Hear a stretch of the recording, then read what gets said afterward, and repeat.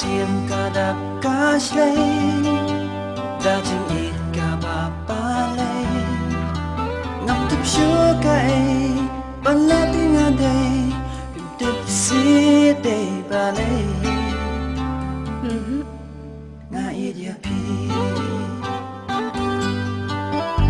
day tang ya pi marway banga it hasla birthday ngam dan ktine yay banang yay